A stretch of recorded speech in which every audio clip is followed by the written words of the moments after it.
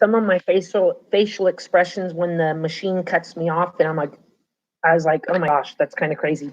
All right, so remember, Mr. Osterly said that the whole purpose of this is that about people that have died, but they're kind of stuck. They're not ready to go back. They're incomplete. So the the idea of bringing everybody to the table is letting them tell their story so they are able to cross over into death and be at peace. So the final chapter, chapter 13, 13 chairs, Jacques. His title is The House Where the Ghosts Meet. Dun, dun, dun. All right, here we go. Final chapter. Then you may all take an AR test if you so choose. It's level 6, but I read it to you. I talked about it. 8 points. All right, here we go. I've been dreading this. I didn't have a story to tell you, you see. Not when I came in, at least. So remember, he came in, he's like, why am I here? What's going on? So at the beginning, he didn't have a story to tell. So I've been sitting here this whole time wondering what I could say when it was my turn. I was trying to think if there was anything I'd ever read or seen on TV that I could use, but I knew that'd be no good. And besides, I'm rubbish at telling other stories like that. I always get it all wrong and tell it in the wrong order and miss out a bit near at the beginning that you really don't need, but I mess it all up anyway. And then it doesn't make sense. Things like that. So I knew that was no good. And I still didn't know what to say until just now. Right? Just now, I realized I would have to say. So remember, he said, I'm not dead, am I? You see, there's this house. It's not very far from where I live, but it's not on the way to the shops or the swimming pool or at any of my friends' houses. So I never used to go past it very often. But I've noticed it whenever I had gone by. It's bigger and older than any of the other houses around here, and it seems as if it's been empty for a long while. And that's a bit odd, I suppose, but I never really thought about it much. Something just came to my head about a prediction, and I just have no idea if it's right or wrong, so I don't want to tell you. I'm going to tell you. I think maybe now Jack is going to become Mr. Osterly and welcome the next group of ghosts into the house. But let's see. I might be wrong. I'm feeling kind of confident though. And then a while ago, somebody, I don't remember who, told me it was haunted. Actually, hang on. That's not quite true. What they said was that it was haunted, but only for one night each year. That there was this one night, the same date each year, when ghosts came to the house. They made it sound like it was a club or something. Of course, I didn't believe them. I knew there was no such thing as ghosts. I thought they were joking, so I took no notice. Only, well, I suppose I must have taken some notice, mustn't I? Because I remembered it, and I kept thinking about it whenever I went by. And after that, I did not find myself going past more often. Not deliberately, you understand? It's just that I started going to a couple of places that were in the area, and it was the natural route to take. More or less just coincidence. And as I was passing by anyway, I did I did sometimes take a glance at the house, and I thought, well, it doesn't look like a haunted house, not really. Not like they do in the films on TV. It was just a house. Oh, and it's got a TV antenna up on top, which doesn't seem right for a haunted house somehow, does it? You don't think of ghosts sitting around watching television. Shh, stop rattling your chains. I'm trying to watch EastEnders. Anyway, I decided it wasn't haunted, obviously. It was just empty. But I still kept looking at it when I went by. And now sometimes and I went by even when I didn't need to. And I wanted to ask whoever it was who'd said it was haunted what they'd said, why they'd say that. What are whether it was a joke or if it was something they'd been told by somebody else. But I just couldn't remember who it had been. Anyway, I told myself it was all just really silly. There was no reason to think it was haunted. Not really. There wasn't really anything especially interesting about it at all. So I told myself that I'd stop looking, that I'd avoid going down the road completely. So that's what I did, and it worked. I forgot all about the stupid unhaunted house until tonight. I don't know why I'm here. I just wandered down the road until I really, without really thinking about it, and the point where I realized I was walking entirely the wrong way and stopped in my tracks was when I was right outside the house. And that's when I saw the light. Just a thin line of light at one window where the curtains weren't quite closed properly, and not a steady light. It was flickering. So I thought it must be either candles or a fire. So I wondered who was in there. And there was a gap in the fence that I thought I could just get about going through. So I did. And I'm not brave or stupid, actually, not usually anyway. But I went through the hole in the fence and I thought I could hear voices. Maybe when I was under the window, I would be able to hear. And then I felt a bit foolish because what was I going to do then? I wasn't going to knock on the door. I wasn't going to throw a brick through the window and climb in. But while I thought about it, I walked around to the back of the house in case anyone looked out the window and saw me. And the back door was open. I told myself, just go home.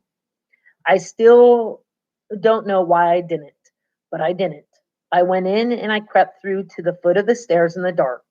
Oh, and every time the floorboards creaked, I stopped and listened and thought about running away again. But I wanted to know what was going on. I suppose I wanted just to prove to myself that there was a sensible explanation that the house wasn't haunted. So I went up the stairs. It was really dark going up, so that was scary. And the stairs were creakier than the floorboards downstairs. So that made it even scarier. But once I was up on the landing, there was a bit more light because there was half a moon shining through a window at the end of the hallway, and it wasn't easy enough to see which door I was after because and it let's see. That didn't make any sense, so I need to reread that sentence. And it was easy enough to see which door I was after because, of course, there was a little line of light under it, the same flickering light as I'd seen in the window.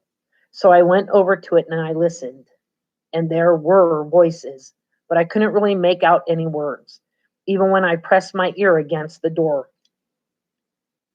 I know when I was younger, I don't know, somebody once said if you put a cup, so as we were growing up, we had these plastic cups, so we'd run and get a cup and you turn it backwards so the opening is against the door, and you'd like listen in and try to hear my brothers and sisters because they were older, and so we wanted to get all the juicy gossip. But don't get caught because they beat you up. Lesson I learned the hard way. Anyway, I already lost my place. All right. And that really frustrated me. I still didn't think it was ghost in the room, obviously, but I wanted to see for myself, to prove it, to prove wrong the person, who I still couldn't even remember who it was, who'd made up the ridiculous story in the first place.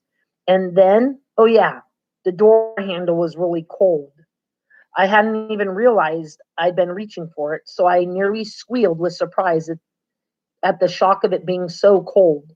Then I just stood there for very still for ages and ages with my hand on the door handle, telling myself what a stupid idea it would be to go in.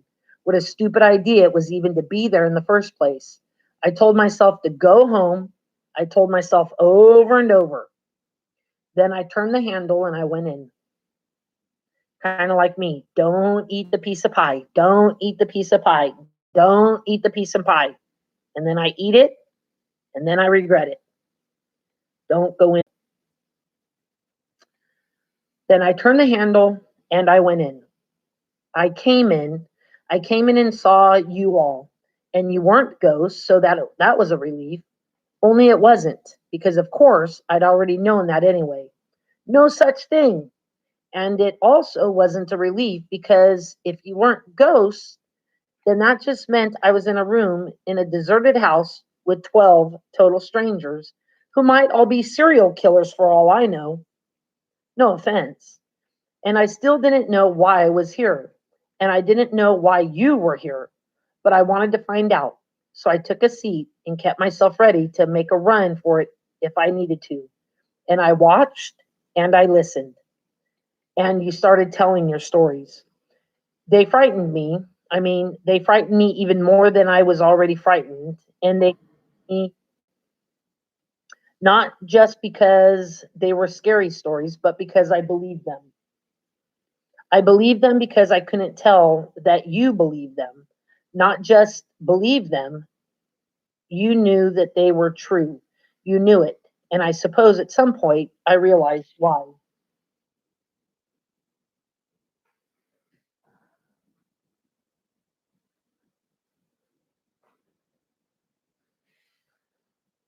Because there are such things as ghosts after all, aren't there? But the odd thing is, when I finally admitted to myself that you are all, that you're ghosts, that you're all dead, that I was in a room full of dead people, when I realized that, it didn't actually make me any more scared, I don't think. But it did make me wonder again why you're here. Why would ghosts tell each other ghost stories? But it worked out. At least I think it worked out. Here's what I think: this is the house where the ghosts meet to tell stories, to tell ghost stories. You come to tell your stories and you try to scare each other. And you all hope that you'll be scared. You hope to feel afraid and alive because that's kind of when you feel most alive, isn't it? When you're afraid. That's a thrill when you're alive, isn't it? So I suppose maybe it's even more of a thrill when you're dead to be reminded of life when your own life is over, to remember what it's like to feel your heart beating fast in your chest. And well, I don't think I could do that. I don't think I can scare you with a story, but maybe I can help you remember what it's like, life, because my heart is beating now. You don't notice it most of the time, of course. You're concentrating on other things and your heart just quietly going about doing its business, not making a fuss. But now that I'm scared, now that I'm properly scared, I can feel it racing and rattling inside me. And my breath. I've been trying not to let it show, but it's been feeling like the most complicated thing in the world just to breathe. It's so difficult. How have I managed it for so long without thinking about it? But oh, the air. The air is so delicious. I'm terrified and I can barely make my lungs work. But I am tasting every breath and it's amazing. Sweet, beautiful air. This room is full of breath and I'm drinking it down. And this feeling now, it's like, what is it like? It's like, oh, I know. On vacation with my parents at the seaside and walking along the path at the top of the cliffs, and there was a butterfly. Well, there were loads of butterflies, mostly those red ones. I can't remember what they're called, but this was a different one, a blue one like I hadn't seen before. And it just flitted past my head as I was walking along behind mom and dad. I only just glimpsed it. It was just this blue blur out of the corner of my eye, and it disappeared down into the gorse and the grass at the side of the path. And I just wanted a closer look at it. So I went after it off the path, head down, looking for it. Can you guess what's coming? And I couldn't see it. I couldn't see it. And then all of a sudden, there it is, right in front of me. Bright summer sun on its wings, and I bend down and look at it close up, really close. And the light picks out every detail. I look at it really close and so beautiful and so strange, and its wings look so fragile and precious, and its head looks like something from another planet, and its body is all sort of hairy. We only have like 3 pages left. And it's just amazing. And I'm leaning in even closer to see more, and it's like I'm sort of in a trance. I'm like nothing else exists, just this tiny, delicate, brilliant, weird, beautiful thing. Then all of a sudden it flaps its wings and takes off straight in my face. I'm like, ah! And I jump up and step back, but my foot hits a root on or something, and I lose my balance and I start to tip over backward. So then I put my other foot back to steady myself, but only the front of it lands on, but only the front of it lands on anything. My toe is on the cliff, but there's nothing under my heel. And I'm right on the edge of the cliff, and I'm still off balance. And I gasp in some air, and it feels like it fills up my whole body. Like suddenly every bit of me is all tense and tight and tingling. Like my whole body is holding my breath. Then I put my weight forward, take half a step, and spin myself around and stand there, toes right up against the edge, and I look down. A long, long way down. And rocks at the bottom, and there's this wheezing noise as I pull it in even more breath. I feel like a balloon blowing up as far as it can go, only just not bursting. My chest is straining, trying to hold it in. And then just for a second, I feel what it would be like. I feel the fall down to the rocks, the rush of air, feel myself hurtling and twisting down, feel this rushing, rattling, buzzing feeling inside me, like a swarm of bees.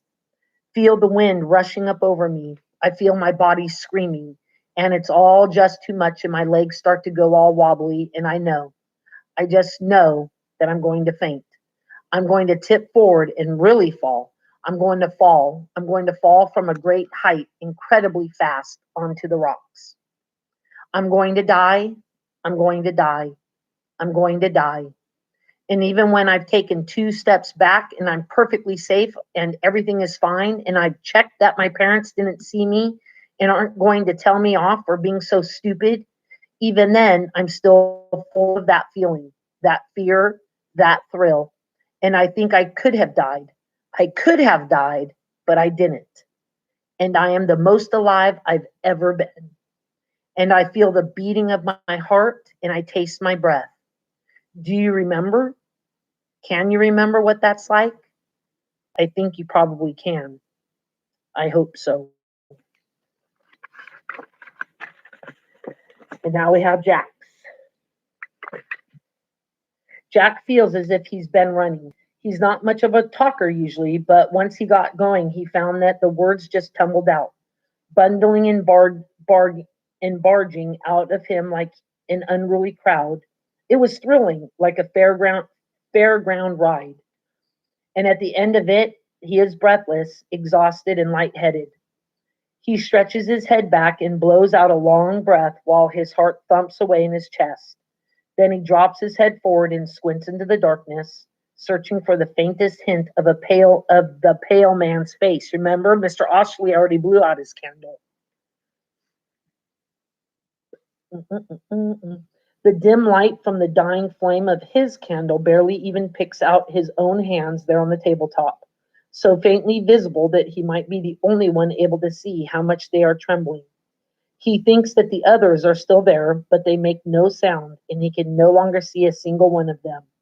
Even looking around for his nearest neighbors, closest to the failing candlelight, he finds no sign. If they are there, then the flame's shrieking glow cannot reach them. Jack wouldn't have Jack wouldn't have thought that being surrounded by dead people could ever provide any comfort.